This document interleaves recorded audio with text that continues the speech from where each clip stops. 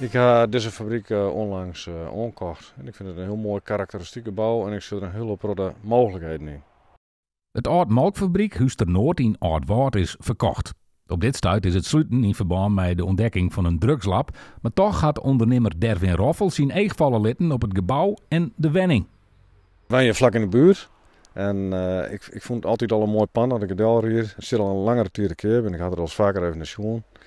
En ik dacht, nou maar eens even opnieuw hifje. En ik heb al een keer een bod uitgebracht in mei.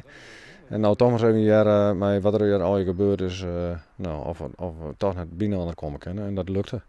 Zo'n oud fabriek brengt genoeg ruimte mee, maar daar weet Roffel wel gebruik van te maken. Er is een licht stukje recreatie in. We zitten hier heel mooi aan het wetter. Dat is prachtig. Een terrasje, dat is zo heel mooi. Een beetje daghoreca. Misschien mensen met een beetje achterstand of een beperking die daar werk kennen.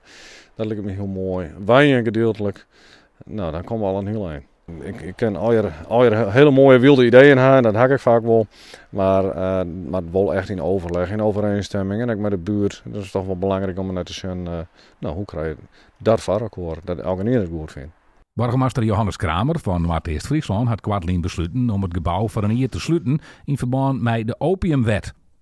Maar ik verwacht ook wel dat de gemeente echt zult, dat er een nieuwe ondernemer is die al je kansen zult met zijn gebouw. En het is natuurlijk heel erg een voordeel dat zijn gebouw heel lang sluiten blijft.